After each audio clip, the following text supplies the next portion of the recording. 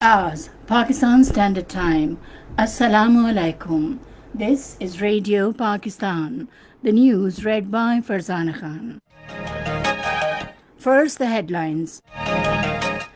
Prime Minister has directed for establishment of 12 national parks to provide employment opportunities in wake of COVID-19 pandemic, while at the same time protect natural resources of the country. World Bank will provide 188 million US dollars to Pakistan to address environmental degradation, deforestation, and climate change caused disaster risks in the country. Canada has shown its interest to invest in Pakistan Railways. Information Minister says India is committing aggression against all of its neighbors, including Pakistan, China, and Nepal. In occupied Kashmir, Indian troops in their fresh act of state terrorism martyred 3 Kashmiri youth in Rajouri district today. India's cases of coronavirus crossed 191,000 today, overtaking France to become the 7th worst hit country in the world. And now the news in detail. Prime Minister Imran Khan has given go-ahead for launch of Protected Area Initiative, which involves establishment of 12 national parks in the country with the aim to preserve and protect wildlife and plantation. He was talking to advisor on climate change, Malik Amin Aslam Khan, in Islamabad today. This initiative is being taken under the umbrella of Green Pakistan program. The Prime Minister directed that all the provinces be taken on board for this initiative at the highest level, such as chief ministers. He further emphasized that such initiatives provide employment opportunities in the wake of COVID-19 pandemic, while at the same time protect the natural resources of the country.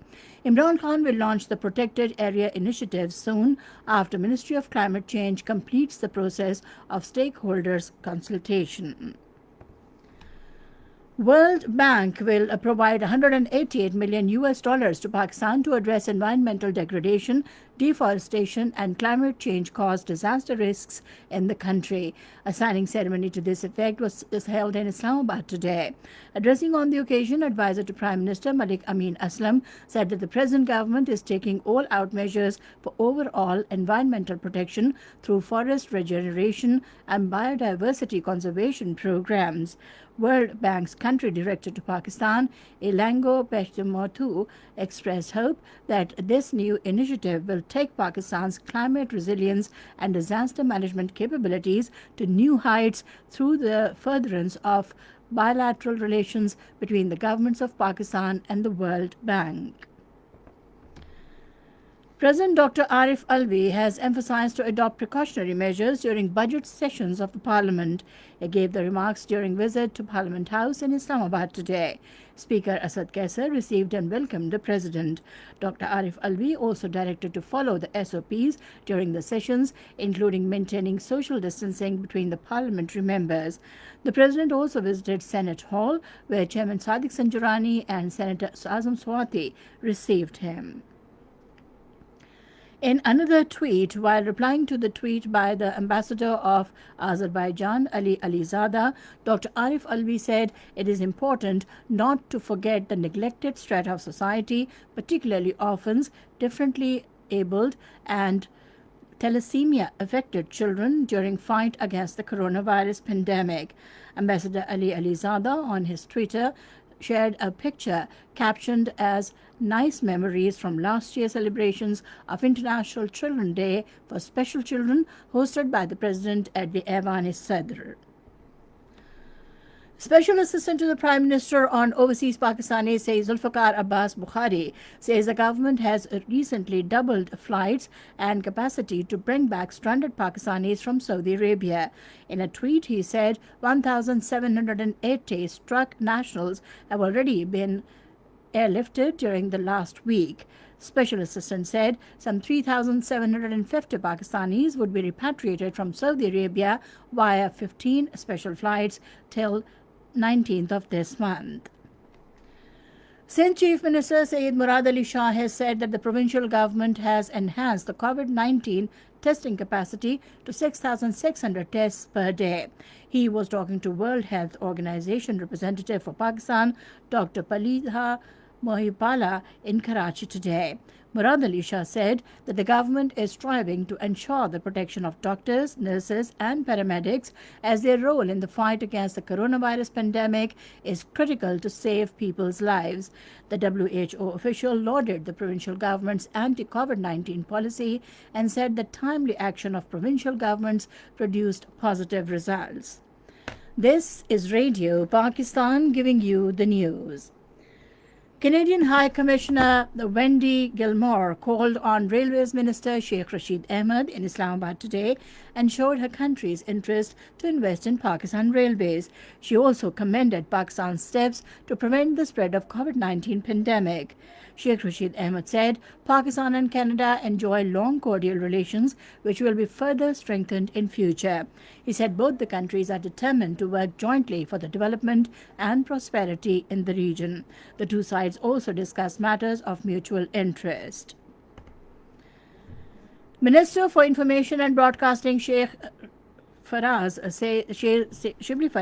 says it has started the campaign of levelling unfounded and baseless allegations against staff of the Pakistan High Commission in New Delhi to divert world attention from state terrorism in occupied Kashmir.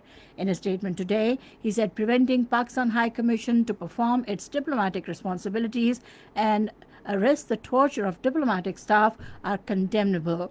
Sayyid Shibli Faraz urged the world community to take notice of India's attitude repugnant to diplomatic norms and international law. He said India has committed aggression against all its neighbors. He said provocative and expansionist designs of India have prompted the peaceful and progressive countries like China to bring its troops to the frontier. In occupied Kashmir, Indian troops in their fresh act of state terrorism martyred 3 Kashmiri youth in Rajouri district today. According to Kashmir Media Service, the youth were killed by the troops during a violent military operation in Naushera area of the district. Immediately after the killings, the troops launched massive cordon and search operations in at least 5 villages of Mendhar in Poonch district. Meanwhile, according to the data issued by the research section of Kashmir Media Service today, Indian troops in their continued acts of state terrorism martyred 21 Kashmiris, including 2 young boys, during the last month of May. In a statement, the chairman of Jammu and Kashmir Social Peace Forum, Devendra Singh Bedi, appreciated Hurriyat organizations and leaders for strongly condemning the attack on Guru Arjan Dev Gurdwara in Derby, UK. On the other hand, independent political analysts as well as human rights activists have noted it with surprise that the world on the one hand is showing concern over the murder of an African American by a police officer in the United States and on the other hand is tight-lipped over the killings of thousands of innocent Kashmiris by the Indian state machinery in occupied Kashmir. India's cases of coronavirus crossed 191,000 today, overtaking France to become the 7th worst hit country in the world. According to official statistics, a record 8,944 new cases were reported today, taking India to 7th place in the list, only behind the United States, Brazil, Russia, Spain, Britain, and Italy. Criticism has grown in recent days that Prime Minister Narendra Modi's sudden lockdown of 1.3 billion Indians in March has failed to halt the spread of the disease while destroying the livelihood of millions of people who depend on daily wages. And finally, the weather report. Mainly hot and dry weather is likely to prevail in most parts of the country during the next 24 hours. However, wind and rains with thunderstorm are expected in Islamabad, Punjab, Sindh, Khyber Pakhtunkhwa, Gilgit-Baltistan and Kashmir. And that is the end of the news. For more news and analyses, log on to our website radio.gov.pk and also watch live video streaming of our bulletins on the link facebook.com/Radio Pakistan News Official.